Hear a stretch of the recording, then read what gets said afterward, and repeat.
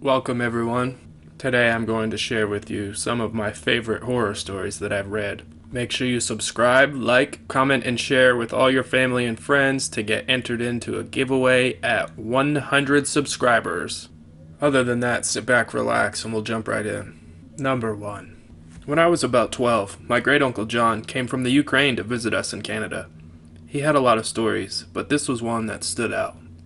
In the late 1960s, John was traveling by train from his village to another to visit family. He had to change trains at one point, and he was dropped off at what amounted to a platform in a hut in the middle of nowhere. There was no one else at the station, and other than a dirt road that led off into the surrounding woods, there was nothing there.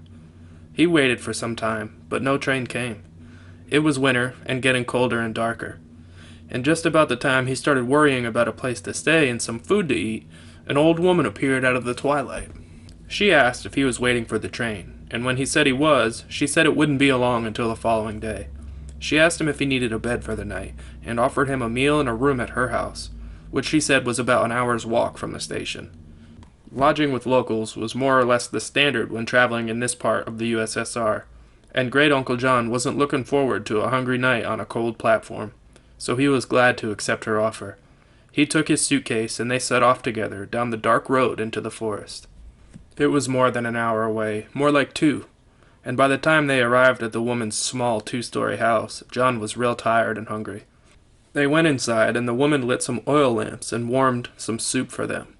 It was the first time John was able to see the woman clearly, and he was a bit startled to realize that the old woman was actually a man. Not wanting to pry, too tired to care, John finished his soup and asked where he would be sleeping. She led him up the stairs to a tiny room with a window that contained a single bed and nothing else. He thanked her, then said good night. As she closed the door, she locked it, leaving him in the dark. Somewhat creeped out by this, John called to her, but she didn't answer and heard nothing else, figuring he would deal with it in the morning, and that she had probably done it by mistake. John set his suitcase down and laid on the bed, deciding to make the best of it and get some sleep. Before he could fall asleep, though, he felt the urge to pee. He got out of bed hoping to find a chamber pot or something to pee in.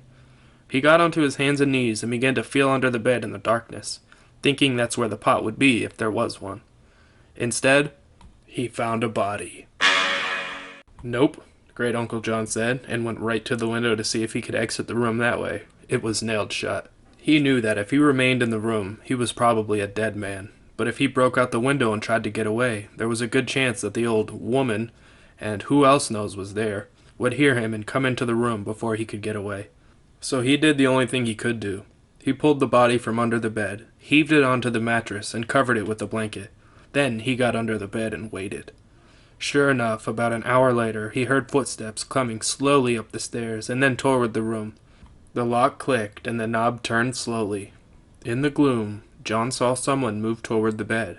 Then he heard several terrifying and sickening thuds. The person had bashed the body on the bed with a large crowbar, which they then dropped onto the floor right in front of John.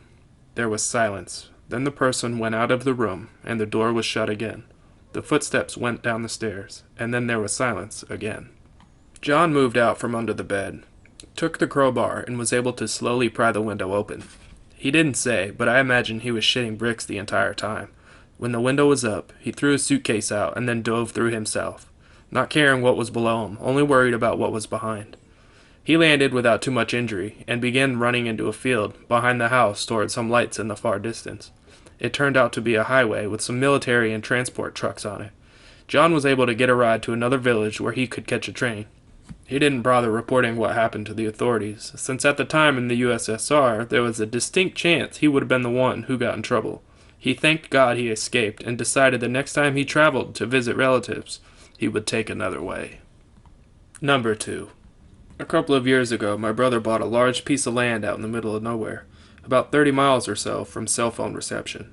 It's quiet, there is no light pollution, no paved roads, and not a lot of people around. Shortly after he bought the place, 2 of my brothers, the landowner and another, me and our families spent a weekend camping on the land and doing our best to clean it up. People had used it as a dump, and there were many downed trees. On the second night we camped there, I woke up in the middle of the night to take a leak. As I was walking through the bushes in the dark, I realized that I could faintly hear music. This didn't strike me as odd because I knew my brother had a radio in his camper. I finished up and went back to sleep with no further thought on the matter. The next morning at breakfast, I mentioned the radio and music. Several other people recalled walking in the night and hearing music, but no two people heard the same music. Finally, the brother who brought the radio woke up. I asked him about the music, and he seemed a bit freaked out. He woke up sometime during the night and went outside to smoke. He heard music as well, and had assumed it was someone else. I should mention that he was the only one with a generator and a radio. It wasn't his radio we heard. It wasn't anyone else's either. I've been back several times, but I'm a bit freaked out by that place at night. I have fun while I'm there, but I almost always armed, and I don't sleep in a tent anymore. I sleep in my SUV with the doors locked. It may seem kinda dumb, but realizing that everyone heard different music when there are no people, no functional radios, and no electricity is a bit creepy. Number 3. In my life, I've had several paranormal experiences, but don't worry, I'm going to tell you the most interesting ones. First of all, a little background. It all started when I was a child. There was a spot in my house that scared me. It was right before my bedroom door. It is simply a woods door with an opaque glass. Remember this, it'll be important later. Every night, my mother always left the door open, and I've always waited until she was asleep before I closed it. Still, the open doors cringes me. Years later, I was in my bedroom, watching TV shows, and I was alone at home. Suddenly something caught my attention, and through the door's glass I saw a shadow that walked very slowly, so much that I can see perfectly the profile. The chin, the body, all of it. It was right in the spot of the house that always scared me.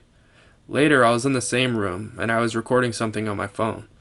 I played the recording back, and I felt chills go up my spine when I heard a creepy sound overhung the music. It was like an interference. I listened to it one more time, and finally I understood what it was. It was a voice saying, "Help me!" Needless to say, I was terrified. That happened when I was a teenager, so unfortunately I lost the phone with the recording. One day I was walking in front of my grandmother's house. She lives on a ground floor flat. I live in the middle floor, while my uncle is on the floor above. When I heard clearly someone calling out my name. At first I ignored it, deciding to keep walking. When I arrived at home, the thought of that voice was tormenting me. I started to think that maybe my grandma has fallen and she had tried to call for help. Therefore, I came back and she was fine. She was just watching the TV. When I was there, I smelt the gas from the door. She had left the stove open. She had lost the sense of smell when she got older. I was so sure that someone had called me. Thanks to that voice, I had the chance to not only save my grandma, but potentially my entire family from a gas leak. But I can't say that it wasn't creepy. For these events, I was quite sure my house was haunted. When I moved to college, I was certain that those creepy things were behind me. Guys, I was so wrong. I thought it was the house. Now I think it's me. Number 4. This is a story of the dumb decisions I made in February 2019 while in a Tennessee Walmart. At the time, I was 12 years old and had been visiting Tennessee for the first time for a dance competition I was competing in. On this night, it was around 11 at night, and my mom, my grandma, and I had to pick up some things at Walmart for the competition the next day. We had just finished dinner, so almost as soon as we had gotten there, my mom had to use the bathroom.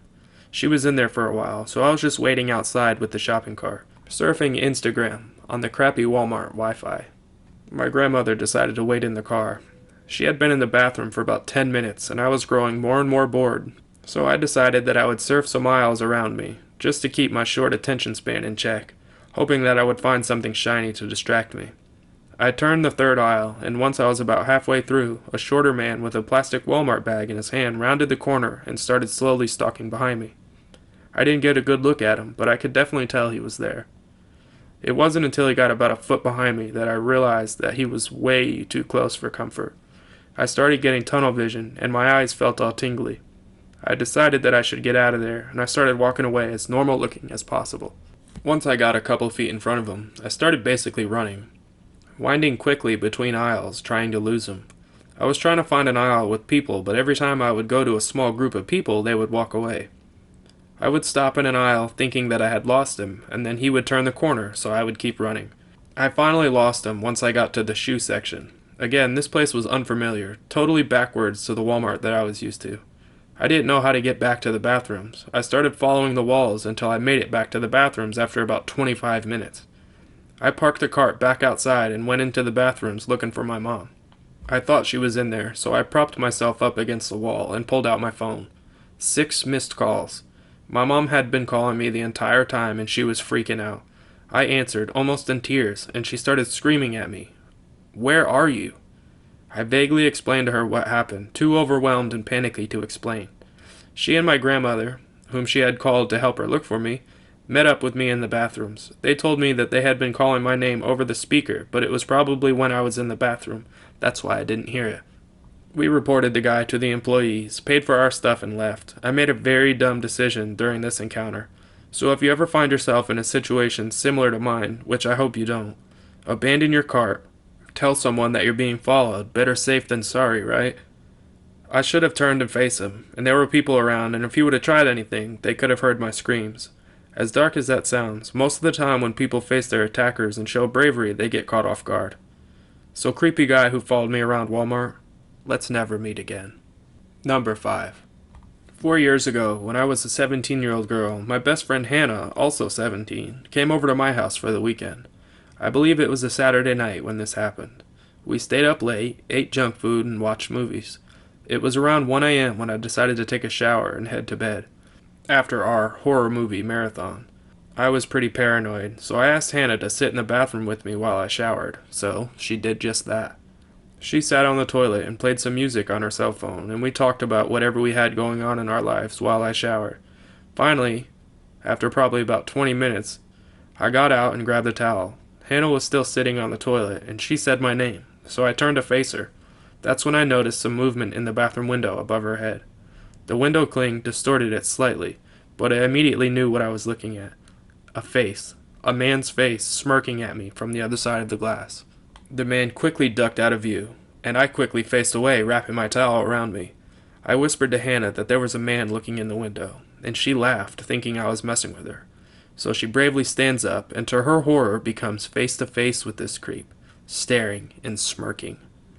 We run out of the bathroom and wake my parents, but this creepy dude is already gone by the time my dad gets outside, and he better be glad for that. Next day, my parents investigate outside the window. There was a cinder block underneath it that the man had been standing on, indicating this probably wasn't his first time he peeped me. And stuffed between the block and the wall, a bag of lotion. The window cling was useless as you could see everything inside the bathroom clearly from the outside, but we didn't know at the time. I still can't shower without the bathroom windows being covered. Update. We actually found out just a few weeks later who it was. He confessed. We had our suspicions, but because of the distortion of his face through the window, we couldn't say for sure. The most disturbing part about it is that the creepy man used to live across the street from us, and I was best friends with his son when I was a child, and I used to go over to his house all the time. My parents thought he was someone they could trust. It gives me the creeps when I think about it. He stood in the middle of the street, wouldn't step into our yard, and told my dad he needed to talk to him about something. He was wasted beyond comprehension. His explanation was completely ridiculous. He basically said, "Sorry about the other night, buddy. My buddy that looks just like me got drunk and came over here. That wasn't me in the window." My dad told him to get on his side of the road and to never show his face on our side ever again, and he never did, up until the day he moved away from that house. If you made it this far in the story, go ahead and hit that subscribe button. I'd like to thank everybody who listens, and I'll be uploading another video this week, so look out for that. First 100 subscribers entered into a giveaway for an Amazon gift card. Until then, stay safe.